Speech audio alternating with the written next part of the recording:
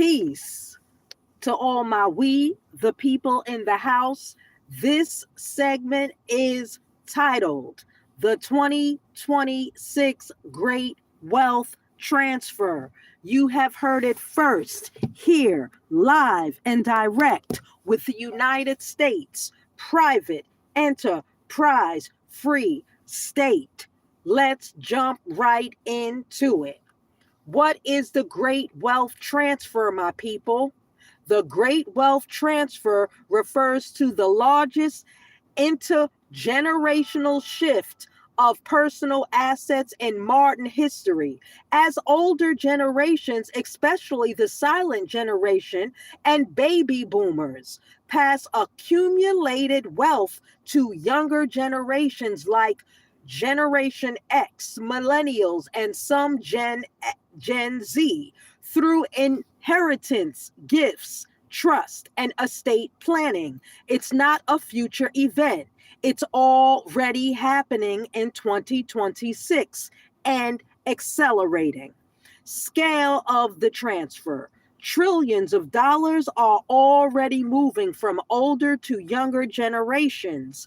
Over the next 20 to 25 years, an estimated of 124 trillion could be transferred globally, with about 105 trillion going directly to heirs and roughly 18 trillion to charities. Why it's historic, my people. This generational shift is unprecedented for several reasons. Massive amounts of wealth held by the older generations is at record levels before passing down. Even a small annual transfer of 1 to 2 trillion adds up quickly. Demographic timing. As more baby boomers reached advanced ages, wealth transfer is unfolding now, not decades from today. Economic impact. Such a huge transfer affects financial markets, liquid assets reallocations, housing markets, inheritance of family homes, matters financially and emotionally, and business ownership transactions, including private firms and family businesses. Who benefits the most? Generations, millennials, and Gen X are expected to inherit the bulk of this wealth over the long term. The Gen Z will also receive a portion as the transfer continues. Assets, not all of the wealth is cash. Homes and real estate make up a large share, especially outside the ultra wealthy.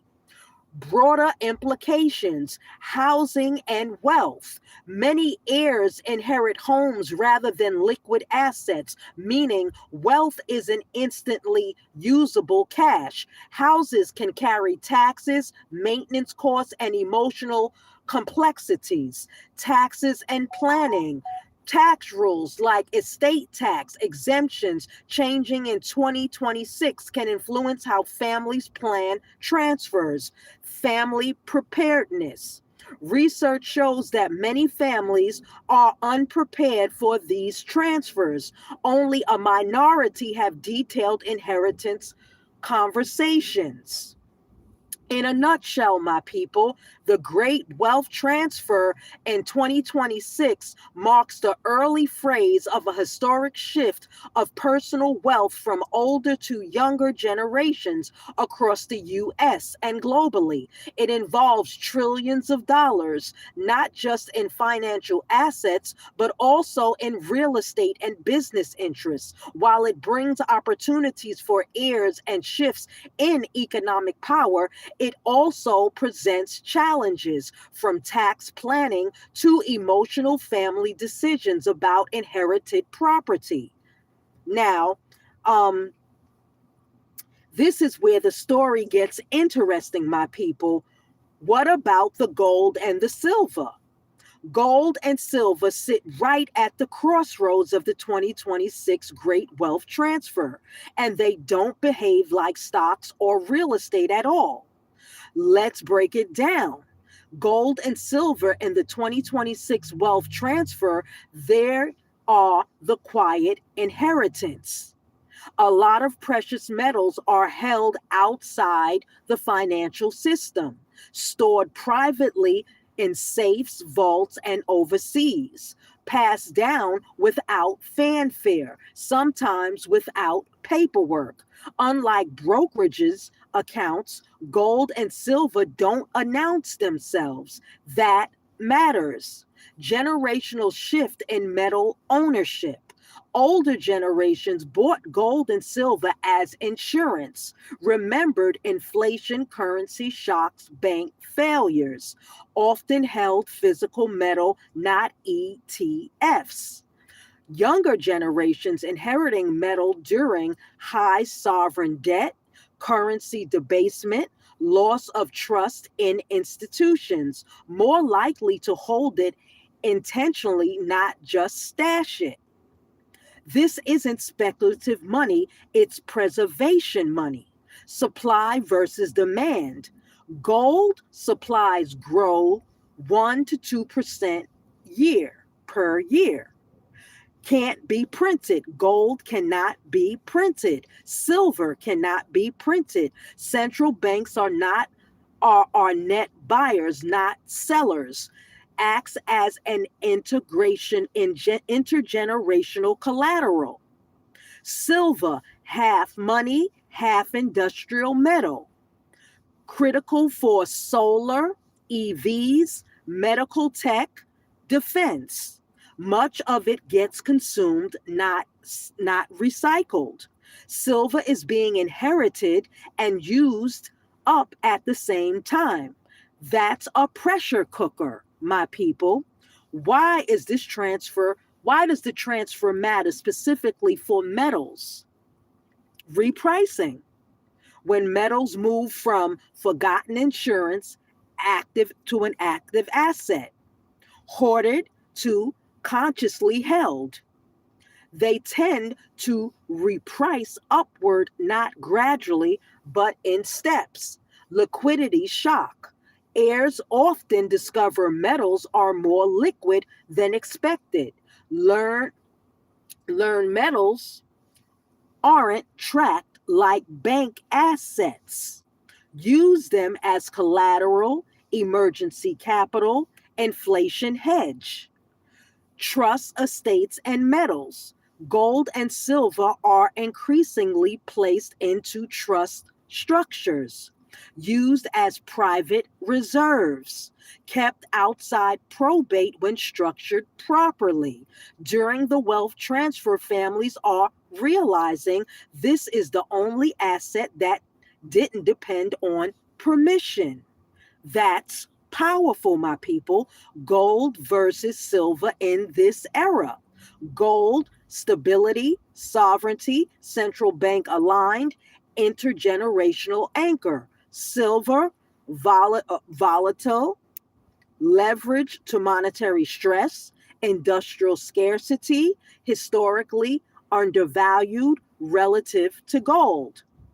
Gold preserves, silver moves. Gold preserves and silver moves. Well, what is the big takeaway that we're getting right now from this 2026 great wealth transfer? Isn't just about money changing hands, it's about what kind of money survives the transfer. Gold and silver don't expire, don't default, don't need bailouts, don't need bail ins, don't ask permission. They move quietly, but when enough of them change hands at once, the market notices. If you want, I can go much, much deeper, people. Let's get into it. Gold silver ratio, the implications. So, what about the Dodd-Frank Banking Act? Dodd-Frank is a huge piece of great wealth transfer puzzle, especially when you zoom out to the gold, silver, and banking behavior after 2026. Let's talk straight. The Dodd-Frank Act, what it really changed. Passed after 2008, Dodd-Frank didn't make banks safer for depositors, it made them safe for the system. Key shift is depositors stopped being the top priority. The system did. The distinction matters a lot during a wealth transfer.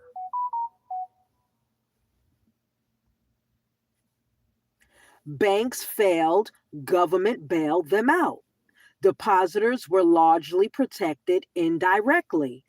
Post Dodd-Frank, banks fail, internal recapitalization. Shareholders, bondholders, and uninsured depositors absorb losses.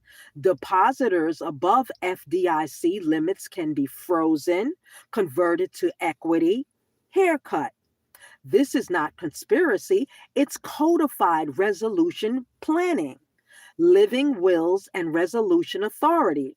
Large banks are now required to have living wills, how they'll unwind in crisis, plans approved by regulators to protect the system, not necessarily protect your liquidity. In plain language, your money can legally become part of the bank's survival plan. Bail in. That's it. Why this matters in the 2026 wealth transfer. Inherited cash hits the banking system. When estates settle, cash pours into the banks. Accounts temporarily spike above insurance thresholds. Heirs often park funds before moving them. That's peak exposure. Trust accounts immune. Even trusts can exceed FDIC limits, may have complex coverage rules, are still subject to institutional risk. Okay? Dodd-Frank doesn't care if the account holder is a trust, an estate, a business, an individual. Dodd-Frank does not care, my people. Behavioral shift toward bank-like strategies. Because of this, many heirs and families are keeping less idle cash, moving value into hard assets, precious metals, private credit, Treasury Direct holdings, not to speculate, but to stay outside bail-in zones. Why gold and silver benefit specifically from Dodd-Frank? Gold and silver are not bank liabilities, not someone else's promise, not subject to resolution authority. They sit outside bail ins, account freezes, weekend bank holidays. During inheritance, that independence becomes obvious. Dodd-Frank versus Basel. Dodd-Frank controls failure after it happens. Basel III tries to prevent failure before it happens. Gold got upgraded under Basel III. Depositors did not. That tells you where priorities are. The quiet outcome, my people, is Dodd-Frank unintentionally taught a generation, if you don't hold it, you don't own it.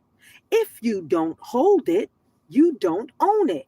So during the great wealth transfer, paper wealth moves loudly, hard wealth moves quietly. Banking exposure is minimized. Metals regain status as private reserves. As private reserves. So basically, my people, the bottom line is that Dodd-Frank didn't stop crisis. It changed who pays for them. In a moment when trillions are moving between generations, that reality pushes smart money toward fewer intermediaries, fewer promises, more final settlement assets. Gold and silver didn't lobby for relevance. Regulation handed it back to them. So, my people, you know, what about the Wealth Transfer Act? Good question, my people. Good question. So, this one needs a clean separation between myth and the actual law. because the phrase Wealth Transfer Act gets used loosely in finance estate circles and online spaces. Is there an actual Wealth Transfer Act in the US? No, there's no single federal law officially called the Wealth Transfer Act. What people are usually referring to in a bundle of laws and changes that together govern how wealth moves between generations, especially starting 2026. Think of it as a legal environment, not one statute. What people mean when they say Wealth Transfer Act, they're usually pointing to the three real things happening at once. The 2026 estate and gift tax reset. This is real.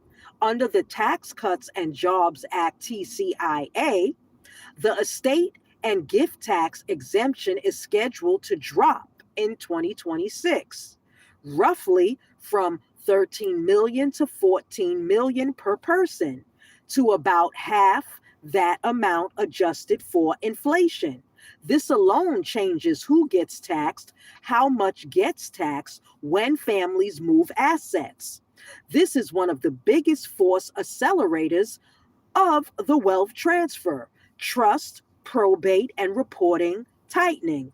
There has been more reporting pressure, more beneficial ownership rules, more scrutiny on trusts, LLCs, estate vehicles, not to seize wealth, but to map it. This is why people feel like there's a Wealth Transfer Act. Financial system positioning, Dodd-Frank and Basel IV. This is where it links back to what we discussed earlier. Banks are system first, depositors are unsecured creditors, large balances are risk managed, not protected. Non-bank assets gain relative advantage, so the system quietly nudges wealth out of the idle deposits and into the structured assets, hard assets, planned transfers. Why it feels like a single act? Because from the outside, it looks coordinated. Older generations existing, tax thresholds tightening, banking rules hardening, metals remonetized, trust planning exploding. But legally, it's death by 1,000 policy cuts, not one law. Where gold and silver fit legally, gold and silver are not income when inherited, receive a step up in basis in many cases, sit outside banking resolution, can move without forced liquidation. That makes them transfer efficient assets, which is why they keep showing up quietly in real estate plans.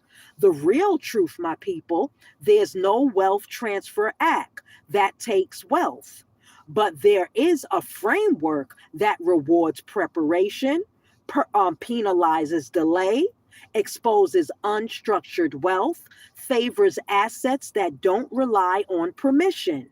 So the transfer isn't confiscatory. It's selective. Those who understand the rules experience a preservation event. Those who don't experience those who don't experience a leakage event. So basically, the bottom line, my people, the great wealth transfer isn't driven by one act. It's driven by timing, taxes, regulation, and demographics converging at once. So, that's it in a nutshell, my people. The 2026 wealth transfer, you have to go back, listen to this video again. But I summed it up with this wealth transfer and the Dodd-Frank Act, which is an old act that they created in 2008. But that act was created in the 1800s, but it was called something different. And I talked about that act, which the banks did what they're getting ready to do again. So this is some serious that's getting ready to go down. And I hope that most people are ready for their own wealth transfer, because basically you should be funding your trust with gold and silver. You can fund your trust with all the assets that you have, cars, whatever. But you can fund your trust. You can fund everything with gold and silver. That's the bottom line. Gold and silver, my people. Peace to all my people in the chat. Wildest dream you remember. Yeah, what's your wildest dream out there? Peace to the user. That's what's up. Peace. How you doing? So, my people, I gave you what you needed for this wealth transfer for 2026. If y'all doing your taxes, and if you're doing a trust tax, a trust and estate tax, you got up to a 13 and 14 million dollar write-off. So there you go. So my people, we about to be up and out of here. I'm so glad we had this time together. For real, for real. Stay up, y'all. This is the United States private enterprise free state. One and only. Always drop in what you need at the given time. This is the United States private enterprise free state. In on the check on 407-300-5377. We do have consultations, $25 consultation for 25 minutes. We got the healing apparatus, the healing tool to heal all sciatica, all back pains, all joint pains, all bodily pains.